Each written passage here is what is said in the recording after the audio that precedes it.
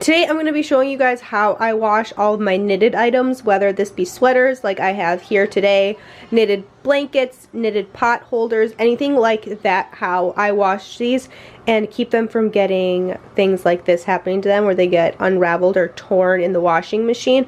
First off, always wash them on a gentle cycle, but more importantly than that, I'm going to actually stuff it inside of this pillowcase. And it's going to act like a laundry bag. So I just went ahead and put my sweater in there. Then I just went ahead and tied it at the top. And I'm just going to go ahead and throw this in like I normally would.